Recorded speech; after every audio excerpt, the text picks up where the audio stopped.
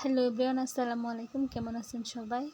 আজকে আমি বানাবো পাঙ্গাস মাছ দিয়ে মূলার ডাঁটা। সেজন্য মাছটাকে কেটে চেটে ধুয়ে নিয়েছি। এখন ভেজে নেব হালকা করে। সবজি বানানো হবে, তাই দেখুন মাটির চুলায় রান্না হচ্ছে। মাছগুলো দিয়ে দিচ্ছি কড়াইতে, ভেজে নেব। এই মাছে না তেল ছাড়ে, সেজন্য অল্পই তেল দেওয়া হয়েছে। মাছ থেকে নিজে থেকে তেল উঠে আসবে গরম হয়ে গেলে।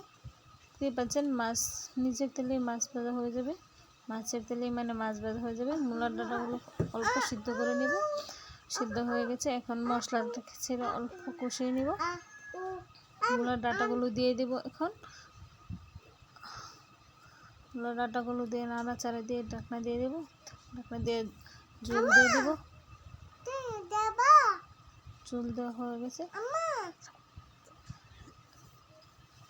এতে সবজি হয়ে এসেছে, এখন মাছগুলো দিয়ে দেব। কেমন লাগলো জানাবেন। আল্লাহ হাফেজ।